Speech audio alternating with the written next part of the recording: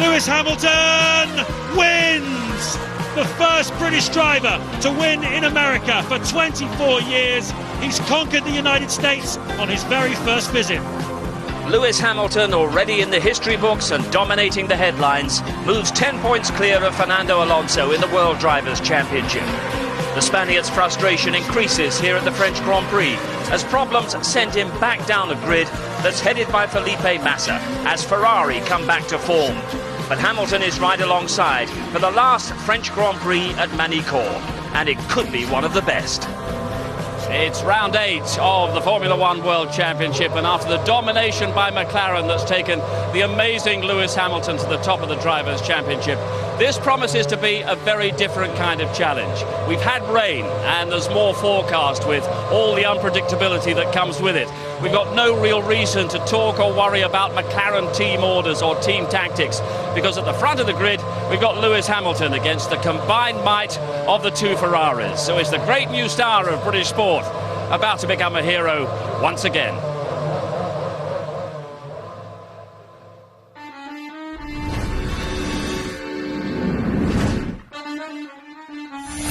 So in our race build-up, he's at the top of the World Championship, and at the moment he's master of all he surveys. Lewis Hamilton on life as a Grand Prix winner and how he's relishing taking the battle to Ferrari.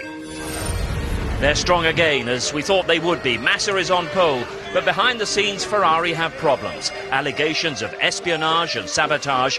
We'll give you the background. And we'll say farewell to Manicourt, a location down the years that's been short on glamour, but strong on action.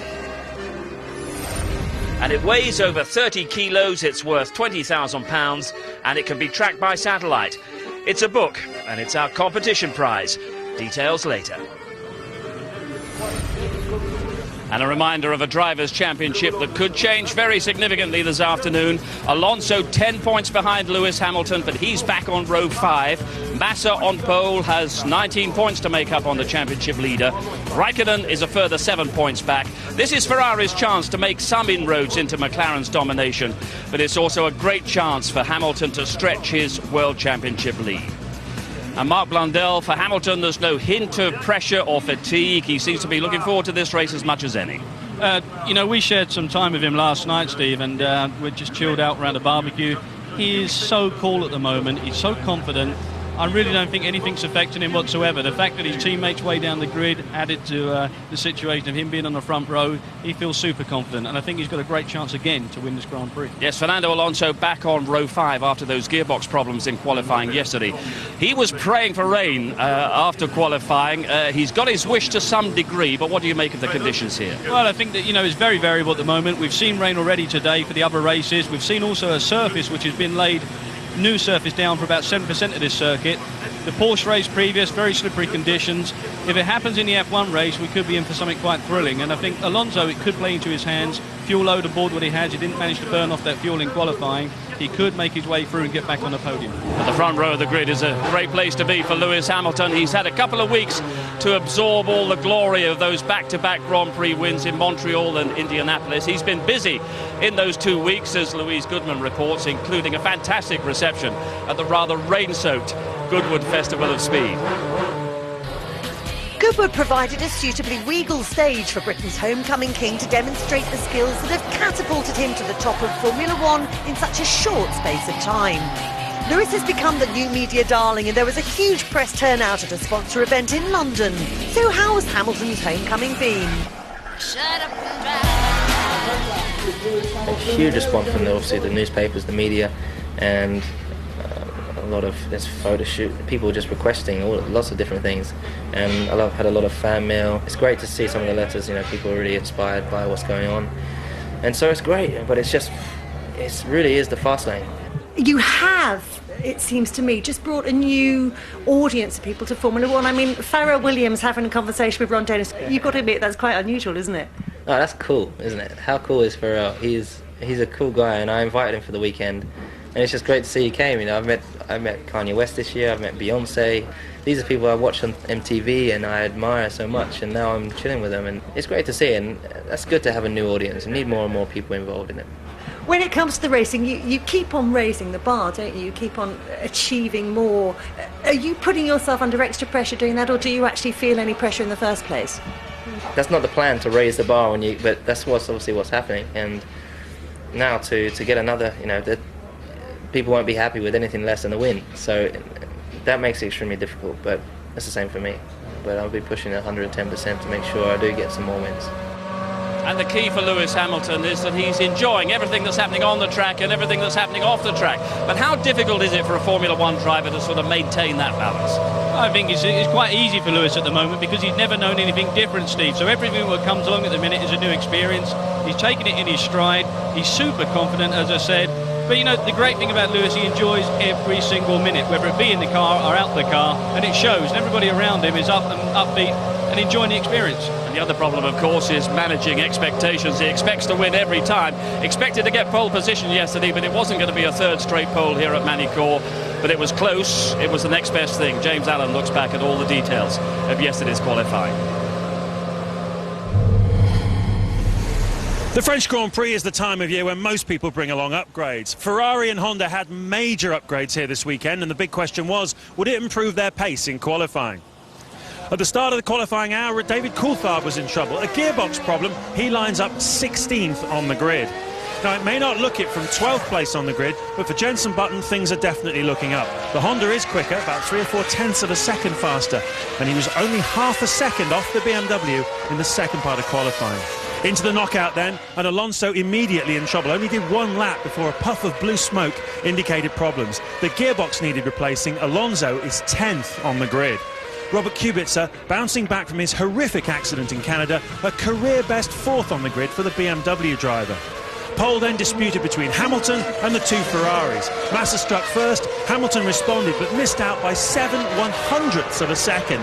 He lines up on the front row of the grid with Raikkonen just behind him. But the headline from qualifying is that Ferrari are back in business. So let's take a look at the grid for what promises to be a thrilling French Grand Prix. On the front row, his 4th pole of 2007, Felipe Massa, with Lewis Hamilton alongside him. Raikkonen and Kubica, career best 4th on the grid for the pole. Fisichella, Renault looking faster here. Kovalainen is alongside him.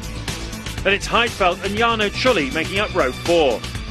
Row 5, Nico Rosberg and Alonso, who's had to change a gearbox. Ralf Schumacher just misses out on the top 10. Jenson Button in the improved Honda is 12th. Barrichello's 13th, ahead of Mark Webber. Red Bull misfiring in qualifying after being quick in practice. Speed and Coulthard make up row 8. Liuzzi and Wirtz make up row 9. Row 10, Anthony Davidson. Everybody else has overtaken the Super Aguris now. Albers is ahead of Sutil, who's 21st. And Takuma Sato goes to the back of the grid for his misdemeanors in Indianapolis. In the second try, I just tried to do a lot and I made some small mistakes. But very happy to be back on fighting, very happy to put the car in the front. Went very smoothly for me. I had clean laps. Pushing as hard as I could, as always, and it was just good fun. And I got second. Geez, I would never expect it to be on at any point to be on the front row this year. It's never perfect, but we're working and try to improve, and I think so we make a progress all the time. So hopefully in the race we can have a strong result. The weather will play a good part on it. I think some of the teams we have a forecast rain for tomorrow. If it's rainy, we know how the wet races are, and I can take a lot of points. If it's normal race, the goal is to finish 5th, 6th, whatever. I need points. Fernando Alonso gazing at the skies 24 hours ago. He wants rain, hasn't got it at the moment. The skies are clearing. There's the odd dark cloud on the horizon. Wouldn't be a problem to have wet conditions from Felipe Massa's point of view on pole position either, right? There's no problem whatsoever, Steve, with wet condition with Massa. He's there on pole position. He leads into the first corner, hopefully for him. Doesn't have any spray, doesn't have any risk of anybody spinning in front of him. Bigger problem for Alonso, though, in the middle of that pack there. Something could go on, another spinner. Visibility issues if it is wet. But at the minute, it looks like we've got, stable weather. I think Ferrari could be strong with Raikkonen. He looked so strong over the course of the weekend in his pace. and I think he's got the heavier fuel load on than what Massa has, so it could play out into that first stint. So it doesn't really surprise you that it was Massa on pole and not Kimi Raikkonen? Not at all, because if you look at Raikkonen and look at actually his sector times, his sectors would have put him on pole by a big margin if he hadn't made two critical mistakes. And I think if he can carry that consistency through, we could have something out of him at last. Well, it was Massa's 4th pole position of this season so far. We can show you exactly how he did it with guidance from Martin Brundle.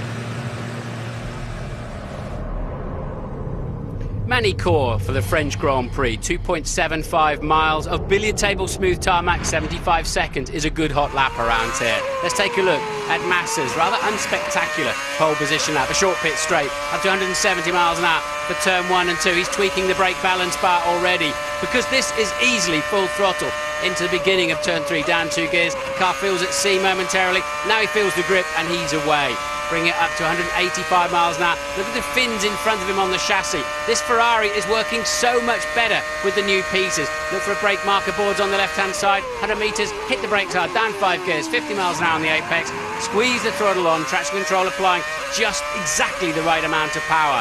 Tweaks the brake balance bar one more time. Up then to 170 before the 120 mile an hour Nürburgring chicane. Incredible direction change. The tricky 180-degree corner, he's locked the front wheel. He just kisses the apex where he needs to, though. Got away with that. Building up to 175 miles an hour again. The unsighted Imola chicane, 130 through the heart of this. They hardly brake, just using the downshift to slow the car down. Chateau d'Eau, 70 miles an hour. Look, he just turns the wheel once in and once out. What a different Ferrari from 2 weeks ago in Indianapolis. 170 miles an hour down the hill towards Lycée. A tricky 80 mile an hour corner. You can sweep wide through the exit. Now you've just got to fly across these 2 curves. Back end trying to step out. Finish line is immediately there. He's on pole. Ferrari, of course, yet to turn that decent qualifying performance into a decent race result, but it's already looking like a rather better weekend. What makes you wonder that the Ferrari recovery isn't quite back on course is exactly what's happening behind the scenes. There's still doubts and concerns about Kimi Raikkonen's form and his consistency. This is the final work going on Kimi's car behind me at the moment. And also in the last couple of weeks we had the news that the Italian police are investigating the senior race engineer of Ferrari, Nigel Stepney, amid all kinds of allegations and rumours about sabotage and espionage as well. Ted Kravitz has been trying to make sense of what's going on. During the glory days at Ferrari, Nigel Stepney was known as the Enforcer. He was largely responsible for whipping the Italians into a slick championship-winning team. He recently announced he wanted to leave and now finds himself charged with sabotage. A few days before the Monaco Grand Prix, we found something not proper in our factory. We asked the police to make an investigation, and we had from the police enough evidence to bring an action to the court of Modena against Nigel. And also there is an internal disciplinary procedure against him still ongoing.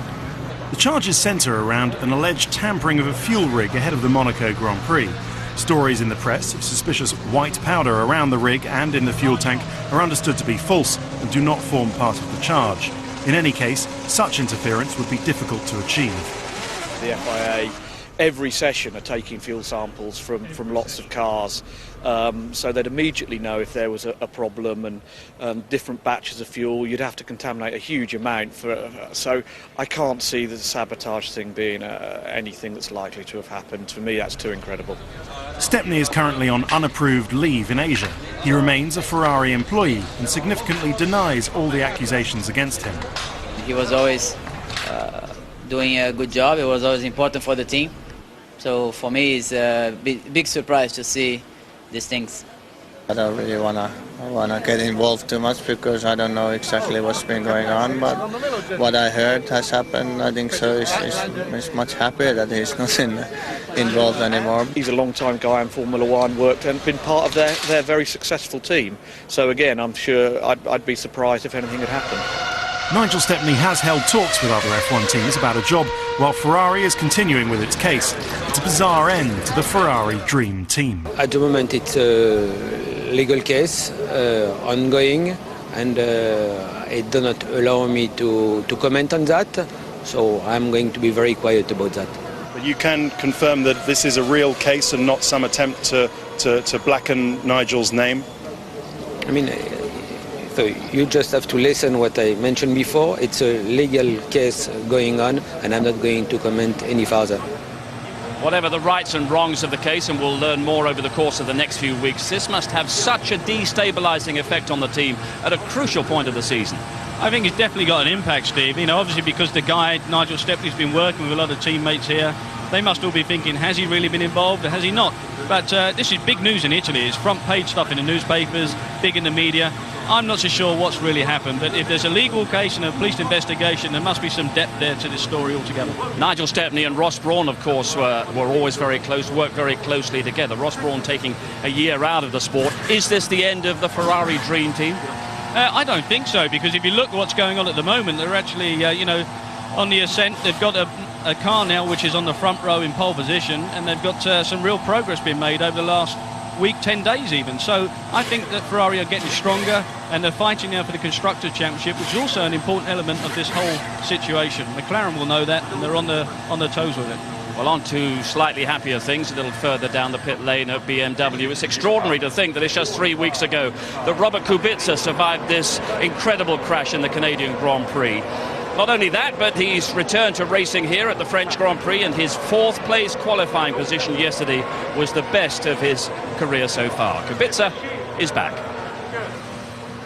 You know, it was very hard accident, but nothing happens in the end in my mind, so that's most important. The car is working well, so you see the results, and I'm very happy, of course, because it has been you know, tough time a bit, but I was confident, and you know, it's good that I'm back so soon in the car, and it's good that finally the car is working well with no problems and no balance problems, so it's very good. He's not one of the most flamboyant fellas down the pit lane, but my goodness, what character he's shown over the last couple of weeks. Great depth of character, but you know, that's all part and parcel to make up the Grand Prix driver. Law of averages says you will have a big accident. He's had this big crash now. He's come right back. Very strong lap, very strong performance, and I expect a great race from him. But these things happen. It's you know, it's not an abnormal situation to be in. He doesn't completely ignore it. Does it have any kind of effect when he gets back and starts racing again this afternoon? I don't think so, Steve. You know, that first lap that he would take him back in a race car again, that would have been the big effect in his mind. Do I not want to do this job, basically? He's got over that, and he's proved his point. That will be at the back of his mind in a distant memory. Now, what have we learnt in the last few weeks about the character and the racing character, the competitive edge of Fernando Alonso, especially in that amazing challenge on Lewis Hamilton in the US Grand Prix in Indianapolis? We learned that, you know, Alonso is a guy who's a little bit emotional. Two-time world champion, has got great depth there to draw on and great experience, but he's showing some emotion outside of the car. And I don't know what really is going on. If he's trying to signal to the outside world that things are not going his way. But, you know, made a move with Hamilton, didn't come off. He's making some mistakes, and we don't see mistakes made by him very often, but more and more they're creeping out. And it's his composure that's really under examination at the moment. I mean, it wasn't really tested en route to 2 World Championship titles, but by the form of his teammate, that's the big test for Alonso, isn't it? You know, rest assured, this is the toughest teammate that Alonso has had in Formula One. Lewis Hamilton makes no mistakes. He put him under immense pressure. Every time he steps out of his car, he's got a big grin on his face. Alonso steps out, he seems to be a troubled man. But don't write the guy off. He knows how to win world championships. This day will be a big day for him. It could be a turning point in this world championship, full stop. He has had some technical problems this weekend, Alonso, with McLaren, which is quite a rare thing. He's also been a little bit ragged in the last 2 days out there on the track. He has indeed. This weekend hasn't flowed for him. It hasn't been good for him to get a good clean lap under his belt. He's had a few technical problems, 45-50 minutes of lost mileage and lost experience in setup. He's on a heavy fuel load because he never got it burnt off in qualifying. If the weather changes, we might see it play into his hands. If not, I don't think he's going to get a great result, but it'll be a huge race for him to turn one out. OK, let's move still further down the pit lane where Ted Kravitz is with Gerhard Berger. Yeah, Stephen, it's just starting to slightly spit with rain down here. But Gerhard, I want to ask you a bit about Ferrari. We're talking about the dream team disbanding. Is that your view, or do you think Ross is coming back to that team? Well, you have to ask Ross. I don't know. I mean, obviously, they've been a great group together with Ross, Roy, Michael, Chandot. They've been extremely successful. It's always difficult to repeat something, and I'm sure everybody of these boys is aware how difficult it is to do it in a different group. But on the other side, one of the really strong guys was Ross, and he would be extremely helpful for Ferrari. What's it like driving around here in the rain, to change the subject? Well, I think you have a good runoff areas, so that helps a little bit, because in the wet you are usually quite sure that you're once off track. But for us watching it, I think it could be more fun to see a wet race for the drivers. Obviously, it's always very difficult to be in the rain and to be driving behind other cars. But again, it's a very safe circuit, and that helps a little bit. Thanks, Gerhard. Some of the forecasts are suggesting a 30 or 40% chance of a wet race here. And the car's about to leave this Grand Prix pit lane for the last time at Magny-Cours. This seems certain to be the last French Grand Prix at this circuit. We're saying goodbye to a fairly tortuous journey to get here each year, some fairly dodgy accommodation as well, but also to a circuit that's produced some outstanding action. And the French Grand Prix is very much part of the fabric of Formula One. France is the birthplace of motorsport, and the inaugural Grand Prix here in 1906 marked the first chapter in the country's rich racing heritage. Since the World Championship began in 1950, 7 different venues have hosted the French Grand Prix, but its present home in Magny-Cours lacks the infrastructure for a world-class event. Lots of things have been promised to Bernie Ecclestone and to Formula One, and nothing really happened in the end. The Grand Prix used to lose a lot of money, so the French Federation took over, and this year it might lose a lot of money as well. So it's getting very, very difficult for the organizer to not to make money, but not to lose any money. German and British drivers have won 14 of the 16 races held at Magny-Cours, including Heinz-Harald Frentzen, who mastered stormy conditions in 1999, and Michael Schumacher, who won his 5th championship title here in 2002. It's a tough track for overtaking, as David Coulthard found out. Do that one more time, he says, and, well, other gestures.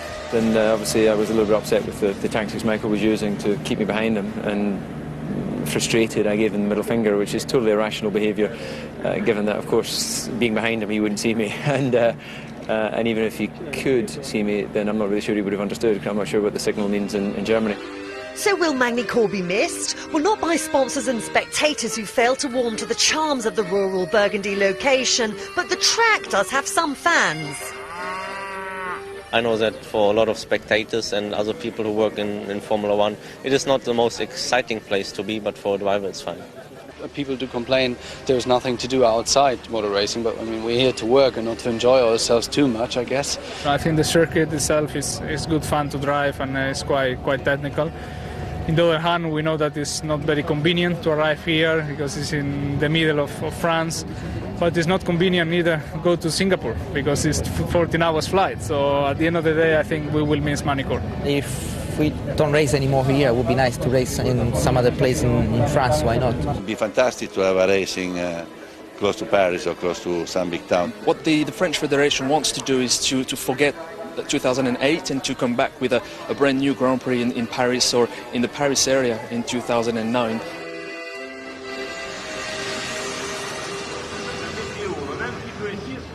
Well, we might not miss Magny-Cours, but we certainly need a French Grand Prix on the calendar, don't we? Oh, we have to have a French Grand Prix. It's, you know, like the British Grand Prix. It's one of the traditional races. If we go to Paris, that'd be spectacular, but I think that's some way off. Final preparations here at Ferrari around Kimi Raikkonen's car. We've dealt with all the issues that are going on behind the scenes here. Much speculation about the future role within the team of Michael Schumacher, of course. We might get more news on that over the next few months. He is here as part of the Ferrari party at Magny-Cours, but he was also entertaining another huge sporting personality in the Ferrari camp yesterday. This was the first time Michael had driven on a Grand Prix track since his retirement, and he convinced his passenger in the Ferrari FXX, Zinedine Zidane, that he hasn't lost his touch. Bonne sensation. Sensation très forte. Je faisais un petit peu le malin avant de monter dans la voiture, et puis après ça a été très difficile dedans, mais en même temps il y avait Schumacher qui était à côté de moi. I was watching him and I was making sure that he's all right, but he seemed to enjoy, although he was a bit tensed, I have to say. J'aime Alonso, j'aime Hamilton qui est en train de... J'aime tous les pilotes, j'aime les pilotes de chez Ferrari, Massa. Enfin, moi j'aime la course. But what about Michael? How's he enjoying retirement? I'm pretty happy with it. I mean, there's loads of new, interesting things that I can experience now, because before you were so much focused on the one thing that it didn't allow you to open your view on many other subjects. They happen inside the team, actually. And now I have the freedom and the time to do this, and the experience I take at the moment is very interesting. Do you think Felipe and Kimi can challenge for the championship by the end of the year? After all, this time last year, I seem to remember we were talking about you not being able to challenge, and then you came back and there was nothing in it. That's the point. I thought about that when I saw certain things happening this year, and why not? I mean, I had an unfortunate situation, obviously, last year with an engine failure towards the end. Otherwise, it would have been a lot more close. And the season is long. What do you think might be the future role for Michael Schumacher here at Ferrari, Mark? It must be a little bit more than just giving retired footballers a bit of a thrill. Yeah, I think there's a possibility that he may go into a team principal role. He may come back and drive. Who knows of Michael Schumacher? The guy's still young. He's still got a lot to offer. But, you know, he's been at a lot of races recently, and he's obviously got a good input. And Ferrari take note of that input, and that's the important element. And he's certainly had an influence on this man, Felipe Massa, hasn't he? He has indeed. He's had a great influence on Massa. And Massa has matured so much over the last couple of seasons. Very impressed with the way that he's driving. Very impressed at the way that he goes about his business within the team. He's consistent. Some of his laps that he's turning in qualifying are spectacular. Hence, we've got him on pole here for today's race. But he's definitely doing a great job.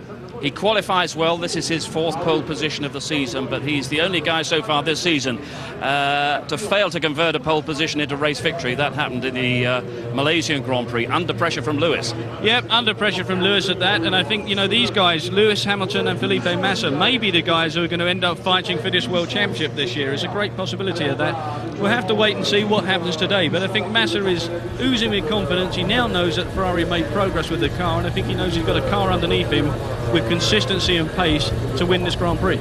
Even including Fernando Alonso, do you think it might be Massa who emerges as the principal title threat to Lewis Hamilton? At the moment, I think that is the case, because Kimi Raikkonen, unfortunately, just hasn't quite gelled with the car and the team.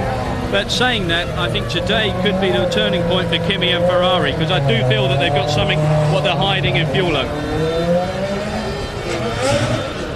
It's been such a tough couple of months for Ferrari of Monaco, Montreal and Indianapolis as well. How much do they need success here? They need a lot of success, because I feel the team need a little bit of a lift. But they also don't understand not winning, and that's what they've done for so long with Michael Schumacher. And I think they want to be doing something with the Constructors' Championship, because McLaren are running away with it at present. Fernando Alonso just leaving the McLaren garage alongside us, without the race conditions that he was hoping for, but there must be a question mark in all the teams' minds about tyres and how this race is going to unfold in terms of the weather. Definitely there's a big question mark over the weather. They've all got their own weather information systems. They've all got different answers when you ask them. Alonso's bigger question mark will be, is his car been repaired properly? Because the gearbox failure yesterday is now going out and doing some exploration laps, and hopefully he'll be understanding what the balance of the car's like with the fuel load on, and if he's got all the gears as he needs. We're battling the sound that's coming from Felipe Massa's end of the garage, but it's a glorious sound, isn't it? It's a fantastic sound, and I think the Ferrari engine is probably one of the most glorious ones to listen to. Raikkonen goes out first, followed by Felipe Massa heading to pole position for the fourth time this season. But right alongside will be Britain's Lewis Hamilton in the McLaren. We'll be out on the grid with them very shortly, getting all kinds of pre-race opinions. We've also got question mark, we've also got the ITV F1 competition, but we'll be hearing the pre-race thoughts of Lewis Hamilton when we return in just a couple of minutes.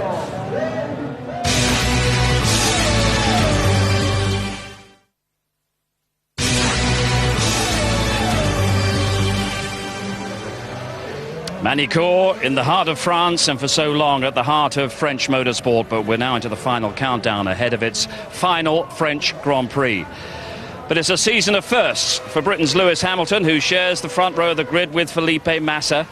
And in recent weeks, it's been his first pole position, and most significantly, his first experience of race victory, plus that experience of all the applause at the Goodwood Festival of Speed just last weekend. And he's put himself in a great race position once again. And yesterday evening we talked about his prospects and other things. Lewis, you knew that Ferrari were going to come back strongly. How do you judge what you've achieved in qualifying? I think it went extremely well, and it was a good battle out between me and both the Ferraris. But obviously it was extremely close. I do believe we had the car to be on pole, and I made a slight mistake on my last lap, which is inevitable. You can't be perfect every time, but I know tomorrow we've got a very good strategy, so going into that we need to make sure we push and try to beat them. In Goodwood, what was the most surprising aspect of that day and the most enjoyable aspect for you? Goodwood was my first opportunity to really get a feel of the support and the feeling in the UK. And there were 65,000 people there. It was raining quite heavily, but they still came out, 65,000 people. What was that moment like when you stepped out on the balcony of Goodwood House and saw what you saw? Well, I wasn't expecting it. They said, come out here, so I put on my hat and I came out and I couldn't see anyone because you got the railings, and then all of a sudden there's this, God knows how many hundreds of people were down there, and standing in the rain with their umbrella, looking up, trying to wait for me, and I was just blown away, and they all cheered, and it's just every weekend, every day throughout the year, my life is obviously flipped upside down, and I'm on another planet. It doesn't seem real, but I just got to make sure I put a smile on my face, keep on enjoying it, which I am. And really get the most out of it.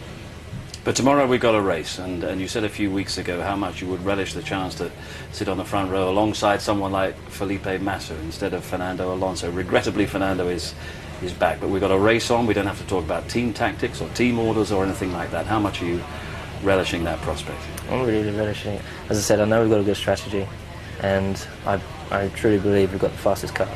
Some places you actually don't mind being second, because for a track like this, you've got the long sweeping Estoril bend, turn 3, and you've got that long straight up into that hairpin where anything can happen. People can get up the inside of you. And so, although it's nice to be on pole, Felipe is actually in a worse position than me, because I can slipstream him up the straight, and I strongly believe I can get him. So tomorrow, that's going to be my target tomorrow. Get a good clean start. If I don't get him off the line, my aim is to get him into turn 5. Well, a few million people will be urging you on, that's for sure, and just keep it going tomorrow. I will do. Thank you. So refreshing. He's not shy of talking about race tactics and what's to come, but this is the time when everyone is just a wee bit concerned about what lies ahead. Let's go swiftly down to Louise, who's with the Red Bull team boss, Christian Horner. Yeah, down here at Red Bull, they're a wee bit concerned about David Coulthard. He's had to make an extra unscheduled stop in the garage. What's the problem, Christian? No, it was just a precautionary check after the gearbox change that he's had overnight.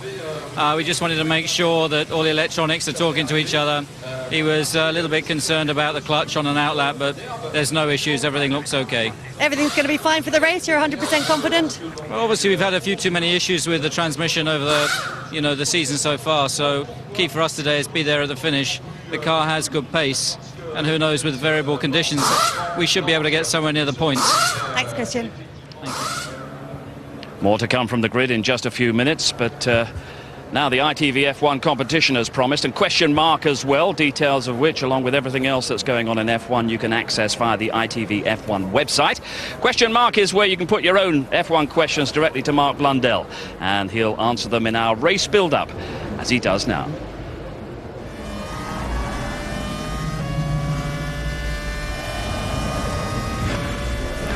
This week's question comes from Jeremy Austin of North London. He asks, what role does a driver's manager play? I've got one of the biggest names in management from the Formula 1 pit lane, David Robertson, represents Kimi Räikkönen. Thanks for that very nice compliment, Mark. Our job is to maximise his income, and that comprises of probably 3 different things. 1 is to negotiate with the team. 2 is to make sure that we get the best possible income from sponsorship. And 3, to make sure that his investments are good for him too. And then, of course, you have to look after all his other interests, his houses, his boats, his planes, or whatever.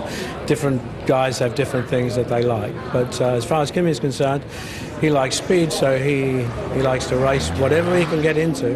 And that's basically the sum total of a manager. OK, well, I think you've got one of the sharpest minds in the Formula 1 management of today, and Kimi Räikkönen is renowned for being on the biggest retainer in F1 at present. So good. Sounds like the second best job in Formula One. Now the ITV F1 competitioner, David Nicol of Northants, he'll be looking for a manager. He's won himself a ride in a two-seater Grand Prix car after correctly naming Graham Hill as Damon's father in our competition 2 weeks ago. And there's an amazing prize on offer this time.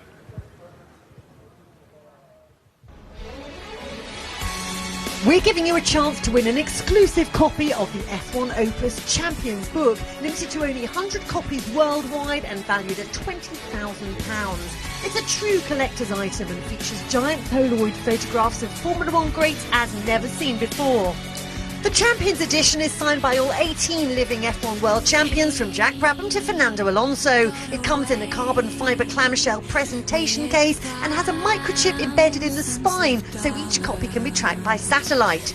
To be in with a chance of winning this unique prize courtesy of Kraken Opus, just answer this simple question. Who was the last Frenchman to become Formula One World Champion? Was it A. Olivier Panis, B. Alain Prost, or C. René Arnoux? The number to call is 0901 293 2020 or text F1 plus your answer A, B or C to 63337. Calls cost £1 per entry from a BT landline. Calls from other networks and mobiles may be higher. Text will cost £1 plus the standard network rate. Lines close just before midnight this Thursday, the 5th of July. And entrance must be 18 or over. It is an astonishing prize and a unique volume, to say the least. Now, we've seen grit, sand, cement going down on the race surface there. Mark, it indicates oil. It does indeed, and that's going to be a bit of an issue for Kimi in the Ferrari, Massa up there, Hamilton, all those guys at the front, especially Massa if he gets off of the line. He's going to be the first one to travel across it. He's going to have no reference of grip there now because of the sand and the cement dust over the oil. There's a lot of oil gone down, not the great start. And there's Fernando Alonso just leaving the grid, but he'll be taking his place on row 5, qualifying 10th after gearbox problems yesterday, won here in 2005. The man alongside him on that 5th row will be Nico Rosberg in the Williams, and we can hear from him down on the grid. Well, Nico, what's the track looking like on the formation lap to the grid? It looks completely dry at the moment, yeah. So should be all right for the first part of the race. And then maybe if it rains, I don't know, it could bring some excitement into it. You're right alongside Fernando Alonso, and he's on a 3-stop strategy, we think. How's that going to work out with you? I don't know, we'll see from the start. I mean, I'm not going to let him pass, that's for sure. We'll just see how it goes. Have a good one. Lewis Hamilton, 4th consecutive front row position. Father Anthony taking him off to a quiet corner. He's not got lured into grid interviews yet, but that might yet happen with Martin Brundle at Silverstone. Anthony Davidson there back on row 10. And he struggles in qualifying, but he's shown consistent form in Sunday afternoon racing so far. He's classified as a finisher in every race so far this season, but he needs better results, and he needs to move up that grid just a bit. Yeah, I think he'd like to be a little bit further up the grid, but he has been putting in some strong results in the races, as you say, Steve, and I think he's showing great progress. Jenson Button just missed out on going through to the last section of qualifying yesterday, and he'll be on row 6. Can Honda get points at last today? Let's hear from Jenson. Jenson, you've got quite a few upgrades on the car this weekend. Are they doing the job for you? Well, in qualifying we weren't that much quicker compared to the rest, but we noticed on Friday there was our race pace that was better than qualifying, so should be an exciting race, especially the circuit's very green. It's a bit of all down. So it should be a fun race, and hopefully we can sort of get in front of the Toyotas and the Williams. Do you expect that oil to cause you problems? I don't know, they put cement dust down on it, but on my viewing lap I went off on the oil. I just wanted to see how quick I could go through there, and the oil caught me and I went off the circuit. So it's pretty slippery, but I'm sure everyone knows it's going to be like that in the race. Don't do that in the race. We'll speak to you later.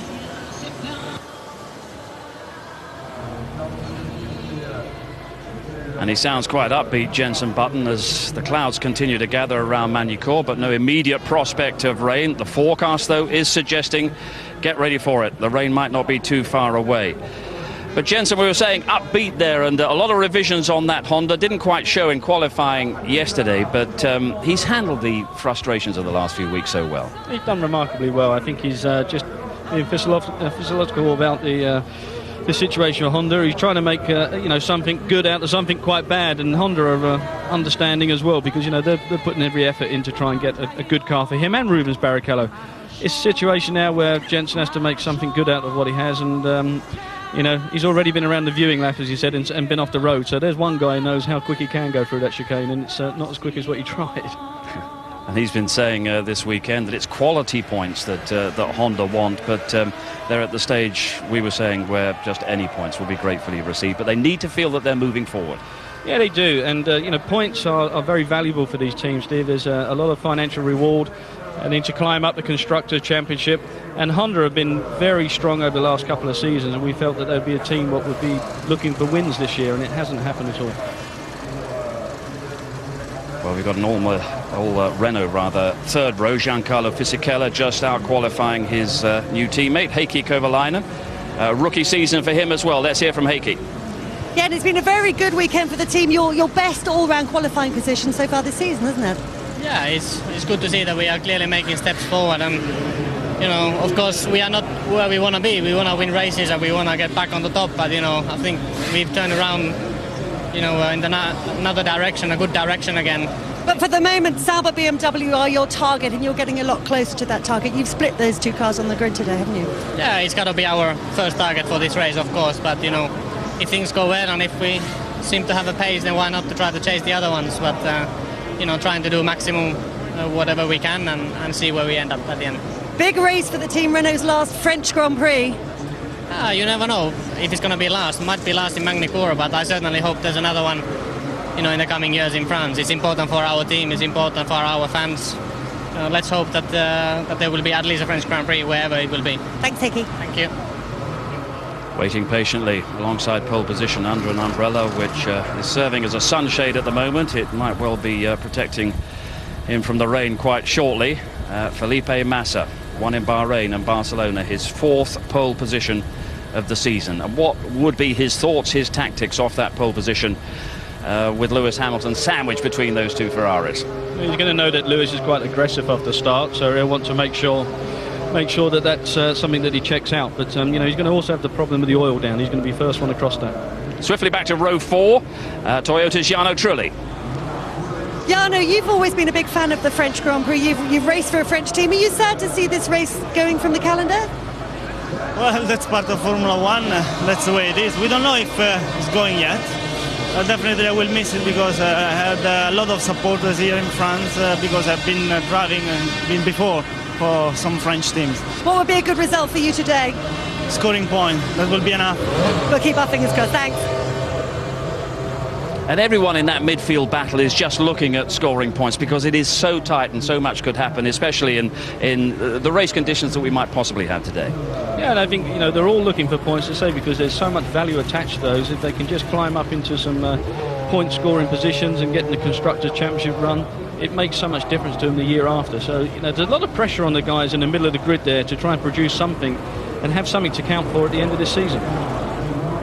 There's Lewis, who was brilliant in GP2 here a year ago and likes the circuit. And to hear him talking so refreshingly about what he was going to do to Massa around the first couple of corners, well, he might have to revise those tactics just a little. But if that was Alonso on pole, he might not be talking quite the same way. But I think that gives you an insight into Lewis Hamilton. That just shows you that he's already thinking about the start, and he thinks about what could be the permutations come turn 1, turn 2 or turn 3. So Lewis consistently thinking about and running through that race in his head before he even gets out onto the circuit. Well, we've got a lot of drivers' viewpoints, but Martin Brundle will be back on the grid in our build-up to the British Grand Prix at Silverstone next weekend. But here in France, a race in prospect that's full of so many unpredictable elements. It's a different kind of examination for Lewis Hamilton, who's won the last 2 races back-to-back.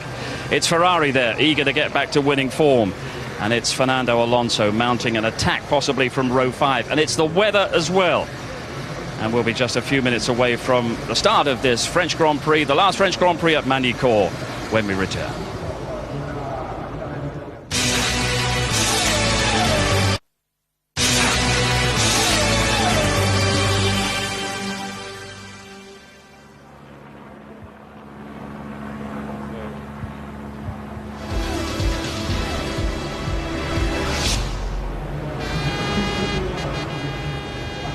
Deep in the heart of the Burgundy countryside, it's the last time the Formula One World Championship visits the Circuit de Nevers at Magny-Cours. But will it be an occasion for another British celebration? Lewis Hamilton on the front row for the French Grand Prix.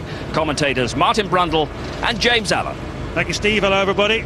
Welcome to Magny-Cours. Clouds in the sky, but it's quite warm and bright out there as well. We will see what this afternoon brings for us. Well, every race bar one has been won from pole position this year, but that one race was Malaysia, where Felipe Massa failed to convert pole position into a win. Certainly listening to Lewis Hamilton after qualifying last night, he believes that history will repeat today. He plans to attack on the opening lap and he plans to win this race. That's a look at the cement dust which is down at the Imola chicane. There's oil on the track down there. We saw Jenson Button flying off on the formation lap and telling Louise Goodman that it's pretty slippery down there. So Felipe Massa at racing speeds presumably will be the first man to arrive onto that rather uncertain patch of racetrack. Well, looking back, Hamilton certainly had the car for pole position here. He was fastest in the low fuel second part of qualifying, but he missed out on the pole to this man Felipe Massa by 7/100ths of a second. That's how close it is. And that's largely thanks to a major upgrade from the Ferrari car. They've, as you know, spent 3 races in the doldrums as Anthony Hamilton, Lewis's father, walks back to the McLaren garage to watch this one.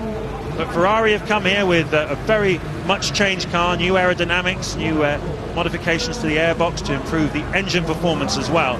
And they are right back in the hunt. It's just like it was at the start of the year when any one of the 2 Ferraris or McLarens could be on pole or could win the race. Hopefully it shows the start of a fight back for them which will last the whole season. And if anything, in the free practice sessions they've looked slightly faster than McLaren over the long run, so we'll see if that's borne out today in Grand Prix conditions. That's the front end of the grid. Career best in Formula One for Robert Kubica in 4th there. The 2 Renaults have been very competitive all weekend, and they fancy having a bit of a go at the BMW today. And you can see there Fernando Alonso down in 10th place, Lewis Hamilton's closest championship challenger. But gearbox problems yesterday meant that Alonso took no part in the final part of qualifying, and that's why he's 10th on the grid. Ralf Schumacher, his last Formula One victory was right here in Magny-Cours back in 2003. Seems a long time ago, doesn't it? But he last won a race. Jenson Button there. Honda 2 have brought an updated car here that's slightly better in qualifying, but Jenson believes will be considerably better in the race. He reckons it'll be about half a minute quicker with this car than he would have been with the car they were running before this weekend. David Coulthard too had gearbox problems. Shame for him really, because Red Bull have been competitive throughout the practice sessions. But also Kimi Raikkonen is worth a mention. There's a bit of team radio from Adrian Sutil. To get you out of the car before 15 seconds to go. If we have a problem with this car, it won't start at the moment, so be ready to get him out. Ready to get out the car, mate. Be ready to get out the car. You're all right at the moment. Pretty self-explanatory. Some problems getting this car started. The man on the left there is looking into a laptop computer, which you can't start a Formula One car without some form of computer plugged into it. But a word about Kimi Raikkonen. There he is, sitting in 3rd place on the grid and looking on much better form than he has recently. He likes this updated Ferrari. He can really express himself with it. He's been pushing hard all weekend, and he must not be ruled out today as a contender for victory. Astonishing really, Martin, that he hasn't stood on the podium or led a lap of a Grand Prix since Bahrain, the 3rd round of the championship. It's been a lean period for him, but he's looked good this weekend, hasn't he? Yes, he conceded in the press conference yesterday. It's been a tough time. And I think without a couple of small errors yesterday, he could possibly have been on, and probably should have been on pole. But I noticed his race pace when they were doing that fuel burn session yesterday.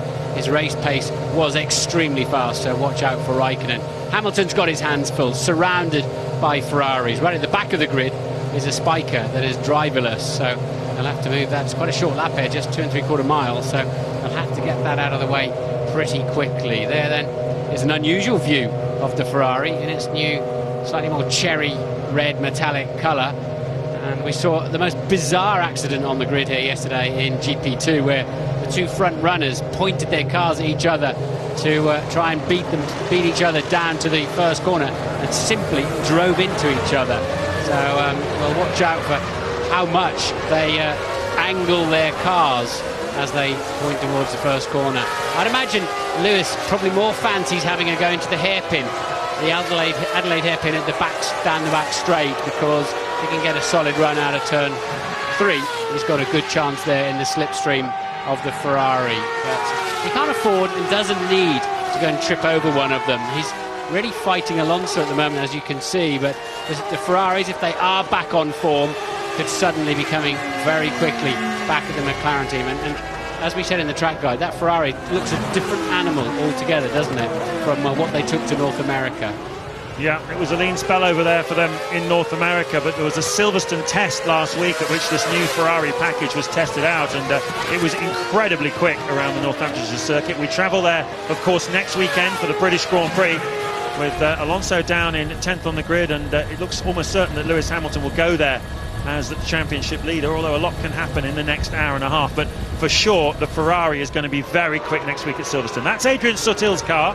It's been pushed off the grid, and they'll be strapping him into the spare car at the moment. Just spoke to Kees van der Grin from Bridgestone on the grid, and said, well, the Optimum, as you can see them going through that dust they've laid on the track to soak up the oil. Mark Webber said to me, they've overdone that. It'd have been better just leaving us to clean the oil up. He feels they put far too much material down there, certainly plenty of it. But Kees said the obvious way to run this race is the medium tyre second stint, and then soft tyres. But we noticed that Alonso has chosen to start with those soft tyres, probably hoping they're worth about 3 metres off the line, the soft tyres over the medium tyres. And you can tell the medium tyres have got no white stripe around them that Massa has now. And he's hoping for a good start and probably to get past some cars very early in the Grand Prix, because he had elected to take his fuel into qualifying and then really didn't take part in qualifying, so he couldn't adjust that. He's committed to a strategy that expected him to be on the first 2 rows of the grid, so he's got to really make haste in the early few laps. Looks like Alonso's not the only White Stripes fan in the field. Some of the cars further at the back are on the softer tyre as well. There comes the world champion onto the grid. Felipe Massa then starting from his 4th pole of the season. Just that once, as I mentioned, he failed in Malaysia to convert it into a victory. And Hamilton, though, supremely composed in the run-up to this race. Extraordinarily, in the McLaren motorhome, I went in there, and Alonso was sitting there with his Spanish friends and his father and his manager. They're all watching the build-up to our programme, watching Stephen Mark building up to the race. Anyway, he's now on the grid. When the 5 lights go out, the French Grand Prix will be underway. Massa on the left, Hamilton on the right. And it's go! Looks like a good start for Massa. Hamilton goes across to try and cover Raikkonen, who's got round him. Raikkonen is up into 2nd place already. Kubica is in 4th place. He got away where he started, but Hamilton has lost a place off the grid. And look at how aggressive Alonso is being around the outside. It looks like he's making up places. Nico Rosberg being aggressive as well. A cracking start though by the 2 Ferraris, and their 3 abreast down the back straight. Here comes Alonso in the run-up to the Adelaide hairpin. And he just manages, there's an accident in front of him, he's gone around, he's been clipped from the left-hand side. Has that done any damage as he went around that Renault? Did it damage the car of Alonso? I think it might have been a BMW he was up against. He needed to clear Jarno Trulli. He didn't quite manage to do so. So a bad start for Hamilton too. There is Alonso. His car, at least all 4 wheels, pointing in the same direction at the moment. Where we've lost Tonio Liuzzi, who's gone off at turn 2. Liuzzi, who started 17th on the grid. Massa leads. Raikkonen is 2nd. Hamilton 3rd. Kubica is 4th. 5th is Fisichella. Kovalainen has lost some ground. There's Jenson Button. Good start for Button then. 6th, 7th Rosberg, 8th Alonso, 9th Button, and 10th Barrichello. As here comes Alonso attacking Rosberg. Alonso using all sorts of unorthodox lines, trying to, as we said earlier, trying to get those places early in the Grand Prix. He knows it's the best chance before the tyres settle into graining, before everybody gets comfortable with each other and knows their strengths and weaknesses. And those soft tyres will go through a graining phase. Alonso absolutely on the edge of their adhesion and a long way back from Rosberg. It'll be quite an outbreaking manoeuvre he'll need down there, and he's too far behind.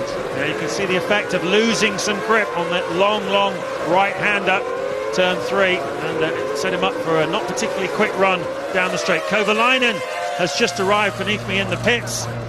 after that contact into the Adelaide hairpin on the first lap. Shame for him.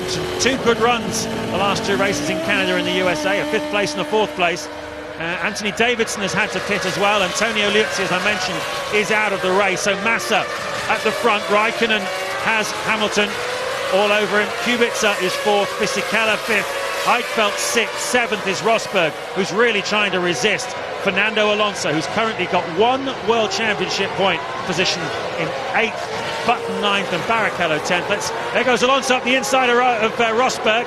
So he's now up to 7th. Let's hear from Ted Kravitz. Yeah, Anthony Davidson out of the race, made contact at the first corner and has ripped off the whole left side of his side pod. So it's terminal for Davidson, unfortunately. Well, that looks like Jarno Trulli, who's got some problems as well in the Toyota. He's getting out of the car. Whole front end missing there. Let's take another look at the start. Ferrari's getting away very well on what is the racing line. Hamilton had to slot in. Never mind worrying about Massa, was lucky to slot in behind Raikkonen. If we just look a little bit further down the field, let's see what's going on there. On board with Davidson, and it was into the first corner where he's hit Liuzzi. So Davidson, and that's why he's lost his side pod.